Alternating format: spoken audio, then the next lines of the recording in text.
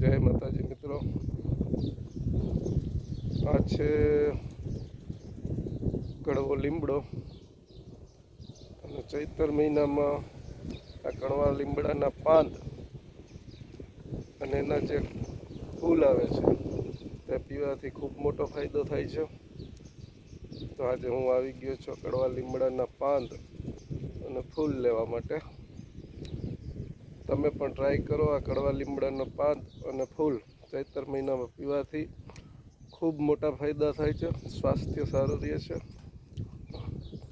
જય માતાજી.